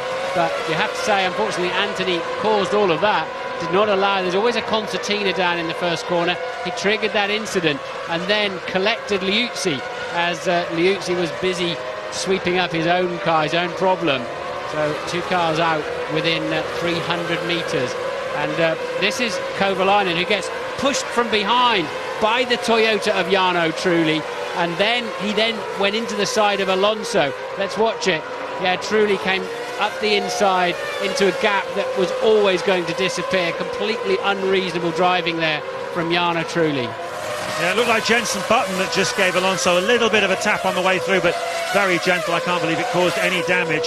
Alonso then now on the tail of Nick Heidfeld, the 6th place BMW. His soft tyres are working well in the early stages for Alonso. He has got a car which is a good half a second a lap faster, of course, than the cars he's trying to pass at the moment. But good position there, James. Just picking up the slipstream. Heidfeld has gone defensive, but super late on the brakes. Wow, that was surprised Alonso. He was shaping up for an outbreak and actually lost ground in the braking area. Well, there are 2 places to overtake here. The Adelaide hairpin, where we've just been through, and the Lycée corner, the last corner on the circuit. Both heavy braking zones. Alonso taking a good look into turn 8 at Heidfeld. Basically, it's a run around hairpins through 2 fast chicanes to more hairpins this racetrack. Massa driving beautifully out front, and he is already over 2 seconds ahead of his teammate Raikkonen, and Louise has found Anthony Davidson. Anthony, tell us your side of that story. Well, I got quite a bad start, and just following the train going into turn 1, and it was pretty slippery out there. Lots of people braked a bit early, and I just locked up both front wheels. As Liuzzi got pushed out wide, he had to try and slow the car down as much as he could, and I just gently tapped him. He got a bit of a slide going on. I went around the outside of him, and then he spun right round and just collected the back of me, and it was pretty low grip out there, so it was hard for everyone, but just a racing incident. Cheers, Dan. A little bit of a lock-up for Felipe Massa, the race leader, trying to get away from Kimi Raikkonen. The gap now 2 seconds. It's interesting, though, Martin, the BMW seems to have very good grip through turn 3, doesn't it? Yep, good under braking into the Adelaide hairpin. Much slower in this part of the track, where Alonso fancies shaping up, but there's usually nowhere to get your nose inside of the other car. You can make ground on him, as he has done, but you're always going to end up losing the nose of the car. Alonso P7 at the moment. Massa's lead up to 2.2 seconds. We're on lap 5. Hamilton tucked up behind the other Ferrari of Raikkonen. Alonso, little lock up there from Heidfeld. That should give Alonso his chance. He'll have a chance down into Lycée, surely, although he hasn't really got out of that corner as well as I expected. Now he's in the sweet spot, and beautifully done. Heidfeld, he's gone deep. He should be able to, Heidfeld just came back and closed off the door. So Alonso went in. He really tried to overtake him twice there, passed him down the hill and then outbraked himself. But good head there from Heidfeld. And Alonso just super aggressive, knows he needs to get on, but did not punish Heidfeld properly for the mistake he made at Chateau d'Eau, and that may well cost him badly later on in this Grand Prix. Well, he certainly took a few chances, didn't he? He was almost 2 wheels on the grass down the inside to the Lycée corner. And we've seen a few risky overtakes this year already from Fernando Alonso, particularly off the start line, if you think back to Barcelona, where it didn't work out for him. And also in Montreal. Here he's into the part of the circuit where he's quicker than the BMW driver. Can he force Heidfeld into some kind of mistake here? Heidfeld could be on a much, much longer fuel strategy. There's Alonso. It's very dirty where he came in. Just couldn't slow it down properly. And Heidfeld says, I'll have that back, thank you. And that could be critical for Alonso. To be fair to Heidfeld, he gave him a car's width, and super brave from Fernando Alonso, took it, but then couldn't hang on to it when he got there. Good camera work. Great camera work. Close again. This final part of the lap, but not close enough. And of course, Alonso's soft tyres will start to drop off a little bit in performance for a while. He needed to capitalise early on and make as many positions as he could. He started 10th.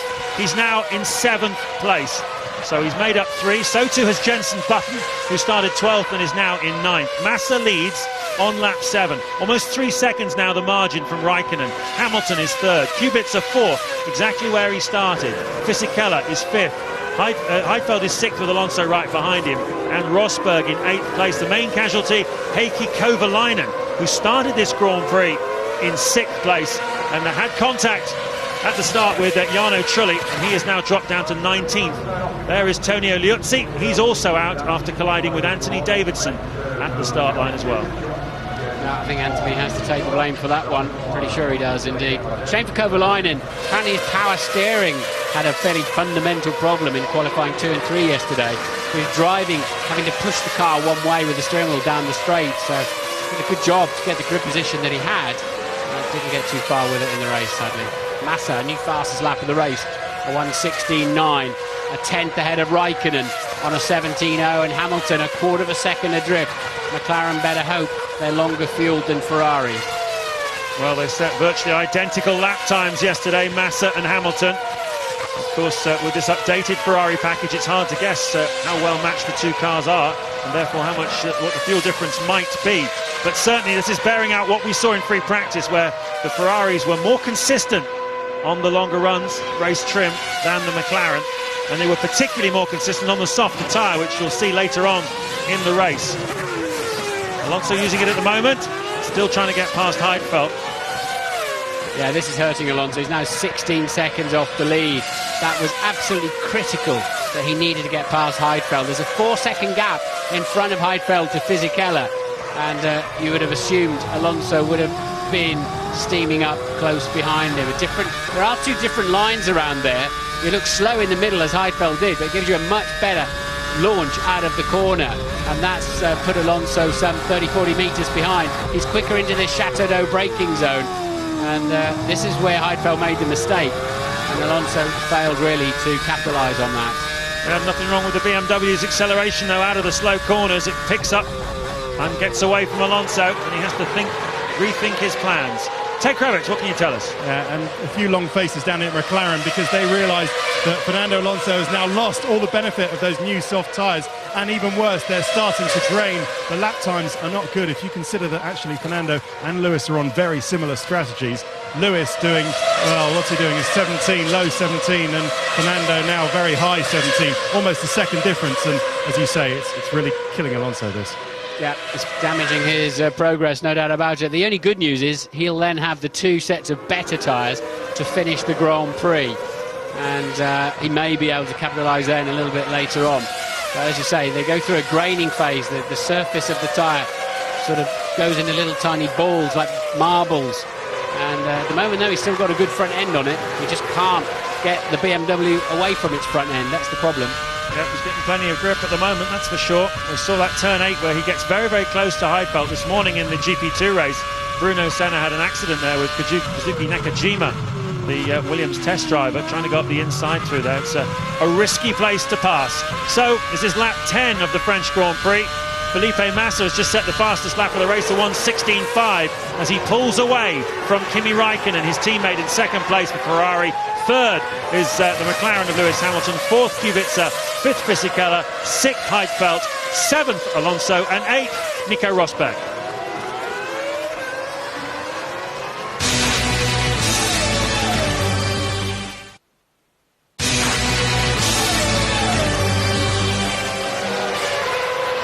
Lap 12 of the French Grand Prix from Magny-Cours. We're about 160 miles south of Paris, right in the centre of France. It's been racing here since 1991, the Formula One. And well, the idea was that it was going to spread a technology park and regenerate the area, a fairly undeprived area of France, as Heikki Kovalainen moves out of the way of Kimi Räikkönen. Kovalainen damaged his car earlier on in an incident at the start. And so he is lapping, he is 1 lap down on the race leaders. At the moment then, at the front, Massa still leading and trying to pull away from Räikkönen. 4 seconds is the margin. Hamilton is lapping very consistently in third place, but he's almost 6 seconds off the race leader. This is the main interest at the moment, which is the battle for 6th and 7th places between Nick Heidfeld in the BMW and Fernando Alonso, the reigning world champion in the McLaren, who started this race from 10th place on the grid. He's already made up 3 places. That's Jenson Button, who's considerably faster than his teammate Rubens Barrichello. Button's made up 3 places as well. There is Barrichello, and a few cars lining up behind him. Barrichello in 10th place at the moment. There's David Coulthard 13th with Alex Wirtz 14th and Sato 15th just behind him. We're looking at a lot of weight in the pit stop up and no front group. Mixture 5. So he can turn the wick up a bit, he can use more fuel as Wirtz goes defensive against Sato. But David Coulthard saying the front end of the car is sliding a lot, giving some front wing at the stop. So often happens here, I've said many times before, you start the Grand Prix and you wonder what on earth you've got underneath you. It feels nothing like you've set up and fine-tuned all through free practice and qualifying. So much understeer, particularly through turn 3. It's just such a strange racetrack. Well, Takuma Sato started this race from the back of the grid. He's already up into 15th place and hassling the Williams of Alex Wirtz. So once again, Sato having a very strong run here this afternoon. He's already dispatched Scott Speed, who started this race in 15th place. Up the front, though, holding on to Lewis Hamilton, just 8 seconds behind him is Robert Kubica in the BMW. A fantastic performance from him. We haven't really seen him so far in this race. We're 14 laps into it. But bearing in mind he's bouncing back from, this is his first Grand Prix since that horrific accident in Montreal 3 weeks ago. And he wasn't allowed to race in Indianapolis, but he's bounced back so strongly here with a career best 4th on the grid and running 4th in this Grand Prix. Now, we saw Jarno Trulli earlier on making contact with Heikki Kovalainen. Let's get Trulli's side of the story. He's with Louise Goodman. Jarno, Anthony Davison's just been telling me that the track is very slippery. Is that what caught you out? No, to be honest, that corner where I crashed was a misjudge by myself. I think we got all that. I was not attacking anyone, but unfortunately, for whatever reason, I was probably too late, or I had a car in front of me which stopped, obviously, to run around the corner, and I hit Kovalainen, so I'm really sorry for him, which has spoiled his race and also my race. Thanks, Jarno. That's full respect for claiming responsibility for that one. And Jarno Trulli then, one of 3 drivers out of this Grand Prix. Davison and Liuzzi connected in turn 1. Jarno Trulli connected in turn 4, which put Kovalainen very much on his back foot and at the back of the field. He's P19 at the moment and not lapping unduly quickly either. So Kovalainen's car probably still a little bit bent. Massa going faster and faster because for the first time in the Grand Prix 2 laps ago, Hamilton was quicker than both Ferraris and they've responded immediately. And Massa and Räikkönen both setting fastest sectors of the Grand Prix lap after lap. Yep, Hamilton's less than 2 seconds behind the Ferrari of Kimi Räikkönen. Massa 4 seconds in front of it. There is your race leader, Felipe Massa, looking for his 5th career victory here this afternoon, being mentored by Michael Schumacher, 7 times the world champion, retired of course at the end of last year, and very much a presence in the behind the scenes at Ferrari, and Massa the one that's gaining the full benefit of it. Well, he's not been able to compete at the front, Felipe Massa, since the Spanish Grand Prix, which he won. They introduced a revised car at that point, and ever since then the performance, particularly in qualifying, was a bit off colour.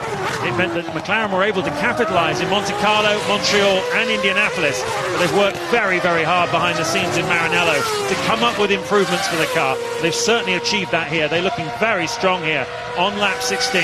Hamilton will still have something to say about it though, in third place. Alonso trying to make his way through the field and join in the battle at the front. He will be mindful of the fact that Hamilton looks like extending his championship lead over him here this afternoon, unless he can make serious inroads. When Massa gets on pole with a good car, he just seems to step up another gear to a different class, doesn't he? I mean, it's just extraordinary in the way that he finds something extra.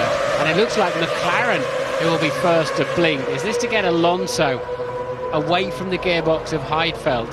But we think it's for Lewis, so bad news for McLaren. Not only are they about 8, 9 tenths slower at the moment than the Ferraris, but they're also going to be pitting first. So, in fact, it is Hamilton who pits first. Well, this is going to take about 20 seconds out of his race. It's going to put him out somewhere around Fisichella. Sorry, I beg your pardon, somewhere around Button and Barrichello, between the two of them, when he comes back out again. Off he goes, Lewis Hamilton. That was the front jack cameraman Lee Hart there working for McLaren. Alonso in as well. Very fast turnaround by the McLaren team. Right, well, this confirms it then. I mean, Alonso's out of the equation. He's already a pit stop behind on the track. And Hamilton then is in damage limitation mode today. He needs a third place up on the podium. Hope Ferrari trip over something or have a fault of some kind, because Hamilton does not, it appear, have the speed to be anywhere close to the Ferraris. And of course we'll get just an idea of how competitive the Ferraris really are when we see how late they come in for their pit stop.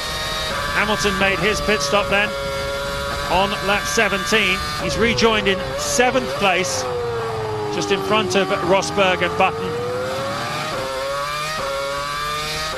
And well, he's got some work to do here this afternoon. And as we know well, Rosberg... That's Rosberg in front of Hamilton. Went in there, Lewis on the fresh tyres, got caught out by the lack of speed really of the Williams. A tweak on the steering wheel, probably for brake balance or something. And well, Hamilton could do without this traffic. It's not working out well today. So Rosberg is in 6th place, Hamilton is in 7th in front of Jenson Button. Fernando Alonso waiting to see where he fitted back into the scheme of things after his relatively early pit stop. McLaren's the first to blink then. Alonso was able to dispatch Rosberg fairly easily in the opening stint. Let's see if Hamilton can do the same. They're good friends, these two. Came up through the ranks of karting together and the junior Formula. Rosberg arrived in Formula 1 a year before Hamilton, but they do get on very well away from the racetrack socially, but once on the racetrack it's every man for himself. Lewis was saying last night that he barely brakes for those chicanes, just flicks down a gear and goes, and I don't think he can believe the speed himself. The cars, they're just glued to the racetrack. This track giving up a lot of grip this year, and there's another one up in the Imola chicane. Of course, Lewis has a lot of fuel on board. We saw him stop for 7.4 seconds, a dozen litres per second going in the car, so quite a heavy fuel load, which is why he's not exactly mugging Nico Rosberg at this stage of the Grand Prix. But he's also getting just a bit ragged, is Lewis. This is not what he needed. He needed some clear air when he came out of the pits. Certainly did. A heavier car then for Hamilton, rather negating the speed advantage that is intrinsic to that McLaren over the Williams. Let's ride with him down the back straight, building up to 195 miles an hour. 19,000 RPM rev limit on these cars. He's not using it all, is he? I think they're geared to about 18.7, 18.8 in case they pick up a slipstream, because by the regulations they're not allowed to go over 19,000 RPM, otherwise they'll get disqualified presumably, unless it's little blips on curbs and bumps. But if they're generally solidly over 19 as Massa pits from the lead. 2 laps after Hamilton, so there was no great difference in the fuel strategy. Ted Kravitz. Yeah, and the stop going very well from the Ferrari boys. The front jackman just moves out of the way. It was quite a long fill though. I think it should still be a 3-stopper, but just a question on the McLarens, Martin. Very unusual that they would have stopped the same lap indeed. The mechanics would have made sure, the engineers would have made sure that they didn't have to do that to lose the stress on the mechanics. So I think one of them might have had a problem. They forced them to come in early. Yeah, it was very close, although Alonso was 20-odd seconds behind, so just enough time to change the rig over. They didn't seem to be too flustered. They didn't appear to be surprised. But anyway. Kubica and Fisichella both pitting on the same lap then as Felipe Massa from 3rd and 4th places as it then was. At the time, we'll see where they rejoin. Kimi Raikkonen leads the race, which is why the graphic says Felipe Massa is in 2nd place. Jenson Button currently in a points-paying position in 8th place, but obviously a long way to go yet, and drivers who have pitted will feed back in again. A mixture of strategies expected here this afternoon. Most people will probably stop twice, but at various different points of the race, so it'll only be later on that it'll become clear exactly who is where in the pecking order. Kimi Raikkonen goes through, fastest lap of the race, a 1:16.2, and that's the first time he's led a Grand Prix since Bahrain back in April. Back on form then, the Finn, who trails Hamilton by 26 points in the World Championship, desperately needs the win here today. What was he, 4 seconds behind Massa, I think, before Massa made his stop. That's the margin he's got to make up then over the course of this race to beat his teammate to victory here. Well, it's making a bit of sense because he did look faster yesterday in the race running phase and just didn't appear on the grid where we expected him to be. Hamilton is falling back there. No, he's up to 4th now. Rosberg's pitted, that's why. It's why we couldn't see Rosberg in the picture. Yeah, Rosberg into the pits, but Hamilton isn't particularly fast at the moment. He's lapping 1:17.6s. Alonso, his teammate, who pitted at the same time, is doing low 1:17s. But the last few laps, he's been much faster than Lewis Hamilton, who's currently in 4th place.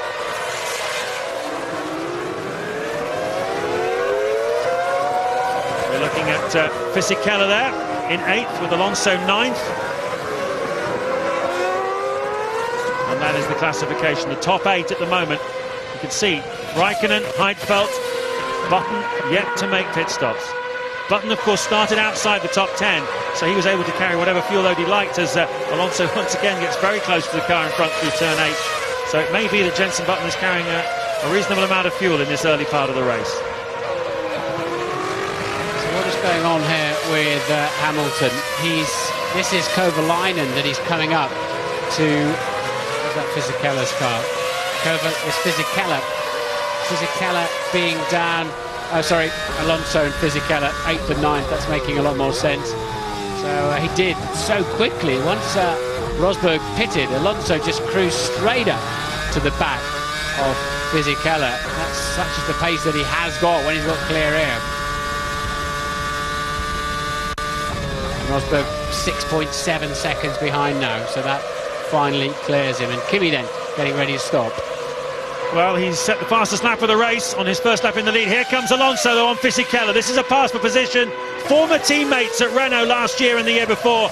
Fisichella takes the inside line, making Alonso go around the outside. But there is grip there for Alonso if he can get it. No, he can't. This is almost like a replay of Schumacher versus David Coulthard back in 2000. Absolutely fantastic racing, particularly down there at the Adelaide hairpin. The race leader, temporarily, Kimi Raikkonen, pits. Massa will retake the lead then. Or will he? Yeah, it's got a long way to go out of that pit lane yet. Massa appears at 170 miles an hour. And Raikkonen solidly then in 2nd place. It's a Ferrari 1-2 here in Magny-Cours. It's been a happy hunting ground for them over the years. 5 of the last 7 races have been won here by Ferrari. Heidfeld makes his stop from 3rd place. So it's the 2 Ferraris at the front with Lewis Hamilton trying to chase them down, but he's 9 seconds behind at the moment. Yep, Fisichella went defensive, took the inside line from way at the beginning of the straight, Alonso tried to double back on him, but Fisichella way too wise. So probably almost hovered. And this is not a replay. This time it's Alonso that's got the inside line. Surely that's done and dusted. As long as he doesn't go into it, he can now play the same trick. Hover on the apex and nail it out of the corner. Raikkonen is now in second place. Massa that leads the Grand Prix. It's lap 23.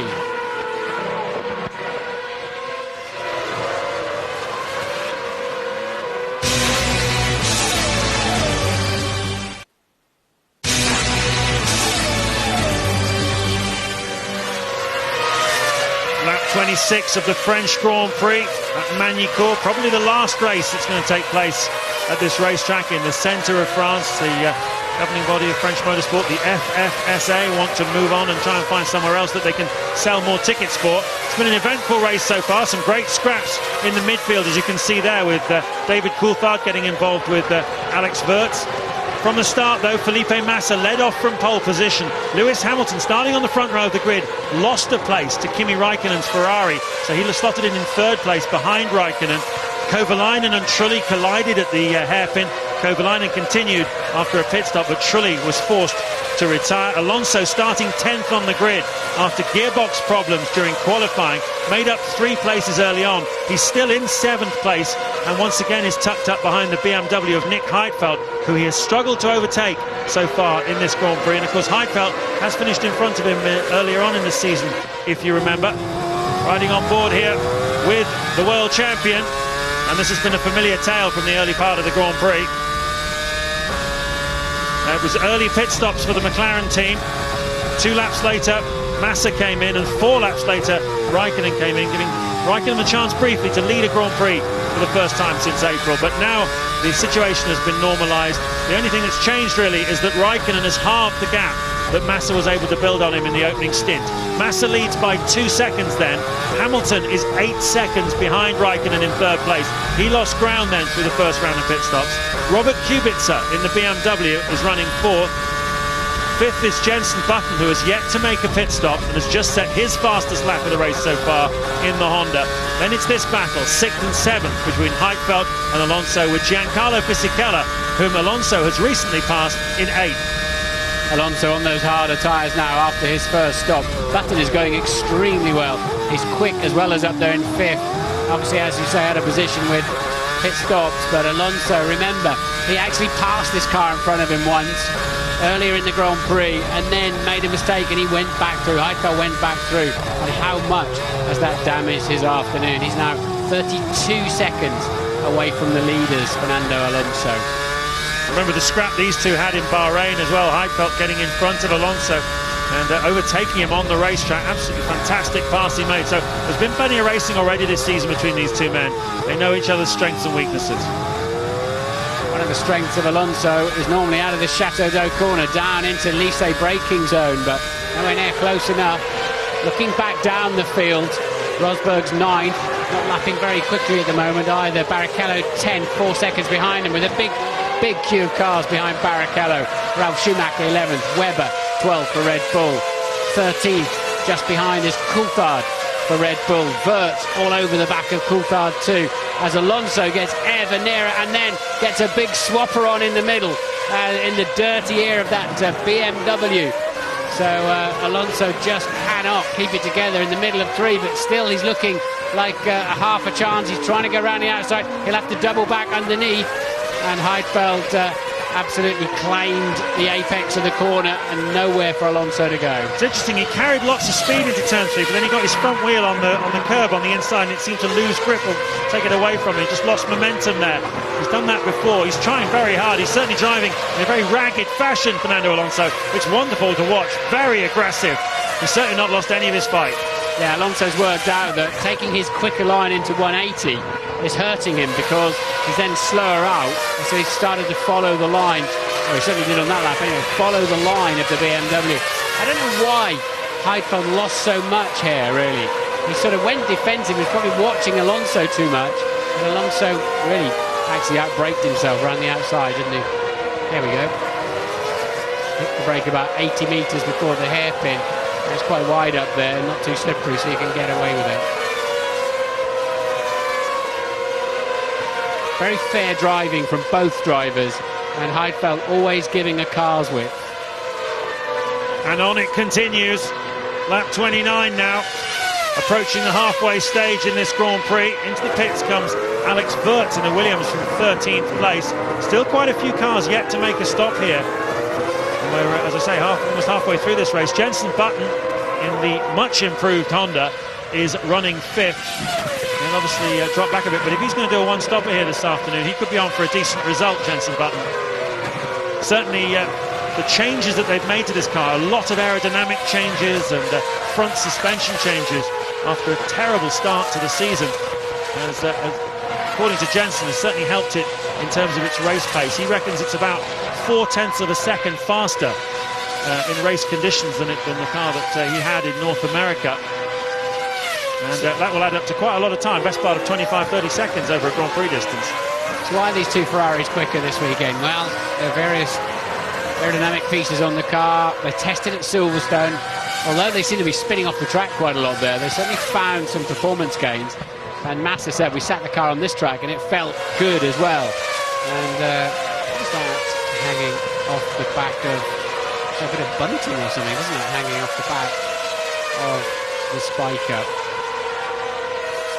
Albers, is that a bit of fuel rig? I wonder. He had just come into the pits. Yeah, it is. Fuel rig. I don't think I can stand too close to that, my friend. This is the pit stop. Away he goes. And you can't see it in the mirror, but behind us is a trail of very expensive silvery material.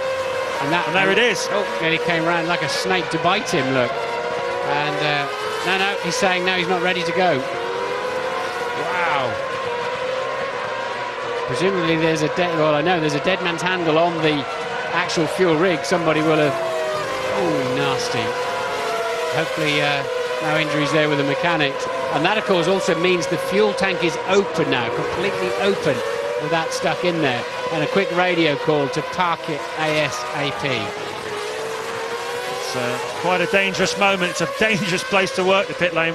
The GP2 race yesterday, one of the drivers hit a mechanic who was waiting to change the front tyre, lifted him right off his feet. Luckily the mechanic is okay, I'm delighted to tell you, but it is a very, very dangerous place to work.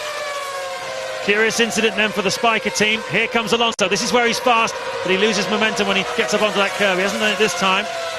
Can he get a toe on Heidfeld? He's a bit far behind at the moment. There's Kubica going through in 4th place. And there's Kovalainen just getting out of the way of Button. Interesting that Alonso didn't choose to follow the BMW all the way down the straight. Wonder if he's needing some cooler air again in that McLaren. There's a gearbox bearing failure yesterday that cost him on the grid. So they had a lot of work to do on that. And I'm sure they'll have their fingers crossed that whatever happened to Alonso's gearbox was managed to fix for good through the Grand Prix.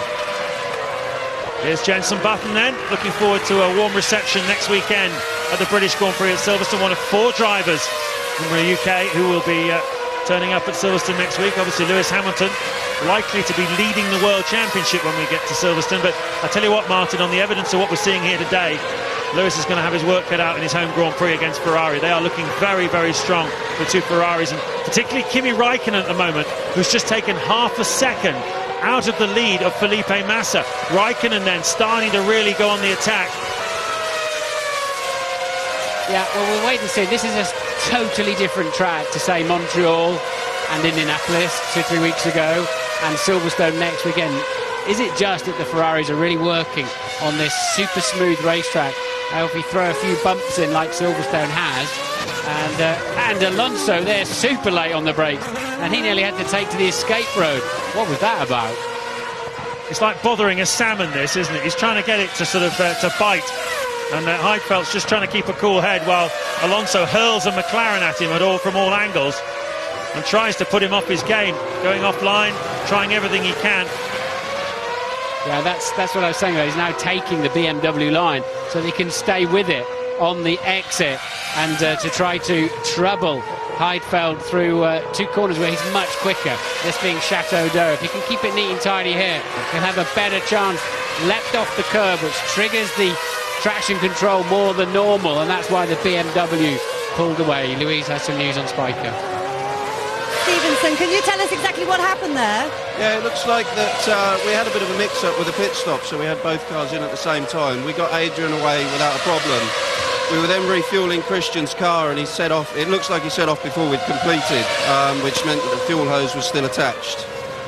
Fortunately, nobody was hurt, nobody was injured. We got a few of the guys got a few bruises, but apart from that, everything's okay. But it has meant that Christian is now out of the race. And the steward's investigating, I understand?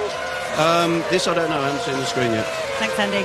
Jenson Button has made his pit stop. He's come back out just in front of his teammate Rubens Barrichello. That was Andy Stevenson who was talking to us, the chief mechanic there at Spiker, who was with the team when it was Jordan back in the old days. But the news here is that Felipe Massa has had a not particularly quick lap, that last lap, as Alonso tries once again at Heidfeld. Raikkonen's closed in on him, but Hamilton is catching the pair of them. He's faster than the Ferraris at the moment by almost half a second a lap as Alonso goes down the side of Heidfeld. And that's not normally a passing place, but it is if your name is Fernando Alonso. Supreme aggression. And what a place to do it. He flew off the racetrack there twice during the free practice session. It seemed to be a corner he wasn't particularly comfortable with, but what enormous courage from Fernando Alonso. Enormous something or other. Anyway, probably two of them, I suspect, because that is super brave. That's a difficult corner by yourself, let alone when you're trying to overtake somebody. And again, Heidfeld coping with it well. Alonso just found some straight line speed, picked up the slipstream, positioned himself on the turn in. Heidfeld saw it coming, took the escape road, and Alonso kept it on the road. Here it is. Right, I want to watch this from behind a pillow. That's amazing that he got through there. And on line 2. Now he can get on with it. That was all about the speed that he got out of that turn 8. He's taken a different line through there all the time from Heidfeld. Clearly this time his exit from it was perfect. He had the extra speed and he was able to dive through. Massa then is in the lead. He's coming through to complete another lap. Raikkonen, you can see, is right with him. And Hamilton is closing down the pair of them. It's almost halfway here in the French Grand Prix.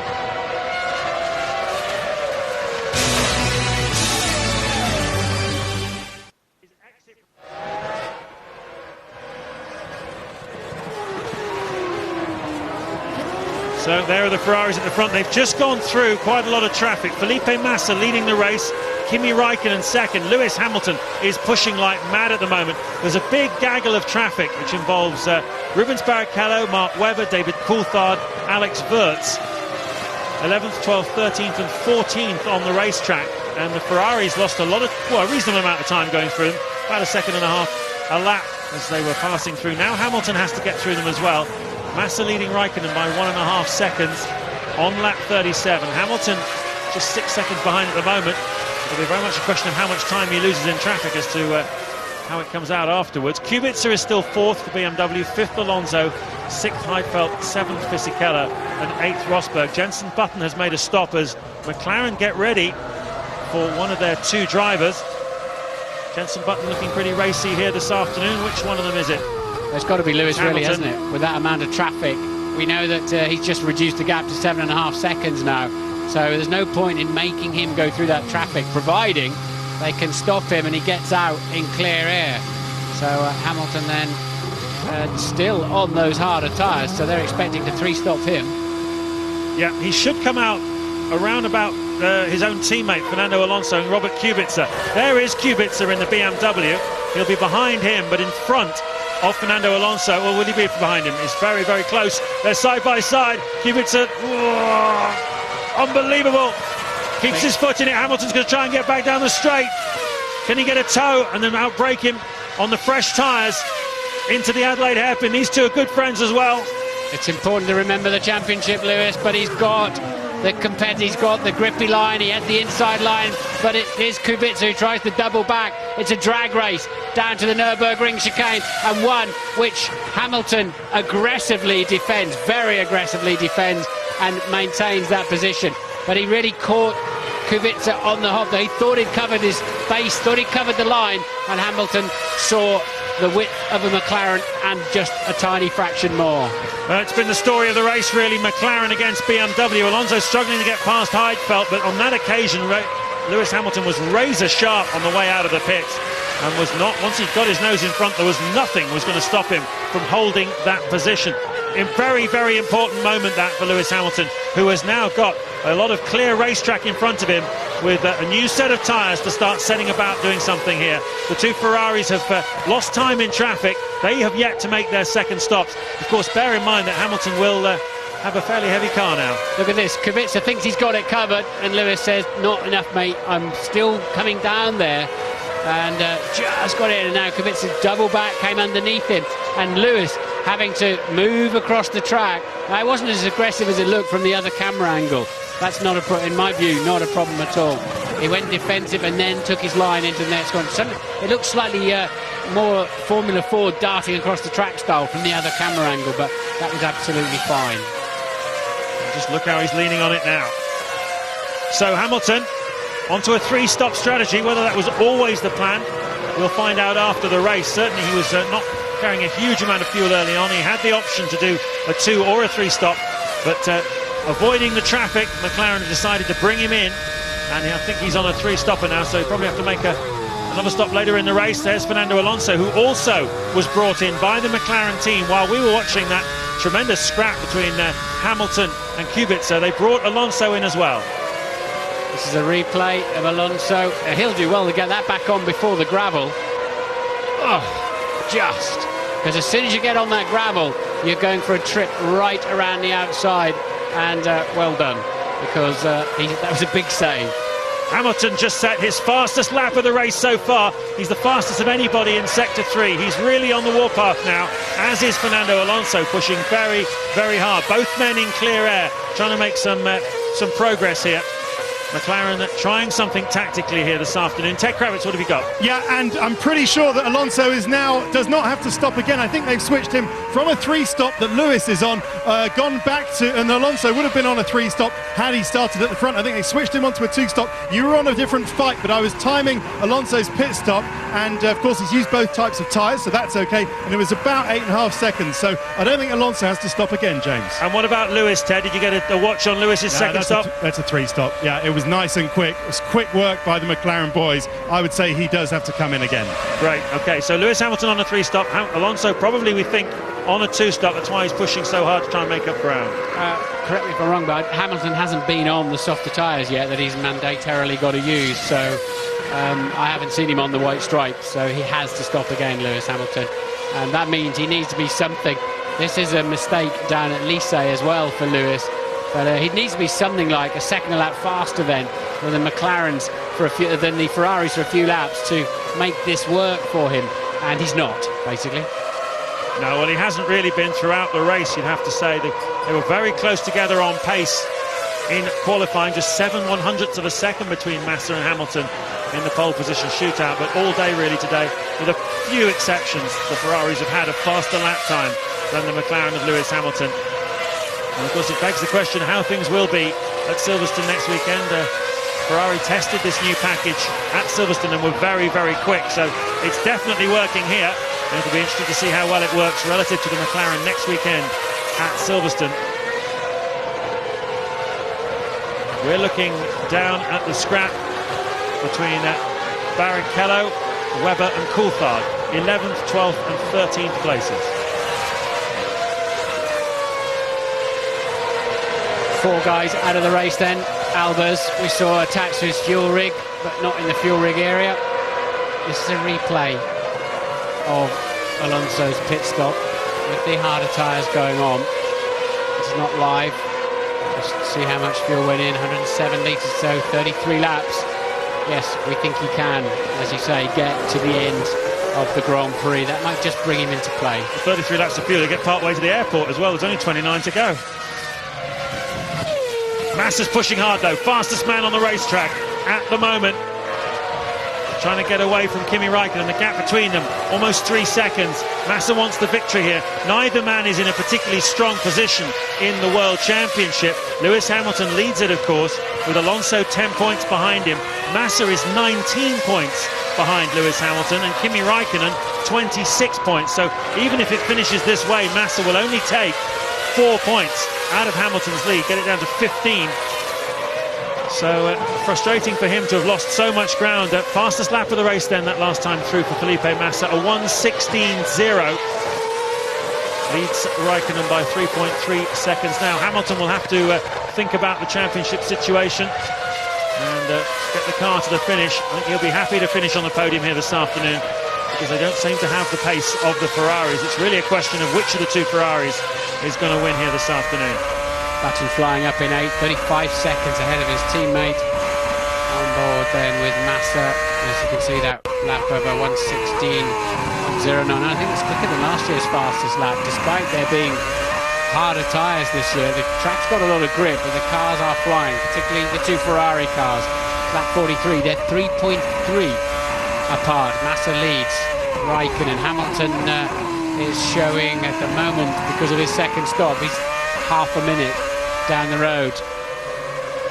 And Ferrari getting ready. I didn't finish telling you who's dropped out of the race. Davidson's out, tripped over Liuzzi in turn 1. Trulli tripped over Kovalainen in turn 4. So into the pits comes the race leader, Felipe Massa. He has a 3.5 second lead over his teammate Raikkonen and a 29.5 second lead over Lewis Hamilton. Great shot. Looks like they're, well, is that enough fuel to get him to the finish? 27 laps out of 70. It's quite a lot of fuel went into that car. Very interesting to see whether he can make it to the finish or not on that. It's very difficult. I mean, you would think so. Yeah, he's on the soft tyre, so it's he's certainly in a. I think he might well be in a position to make it to the finish. Of course, with 12 litres per second, you've got to know exactly when the collar goes on and exactly how long the fuel's going in for. So you can only guesstimate the laps that they can do, but it seems absolutely clear with that change of tyres and that amount of fuel that Massa is fueled to the end. It's lap 44. He was leading Raikkonen by 2 seconds. Raikkonen now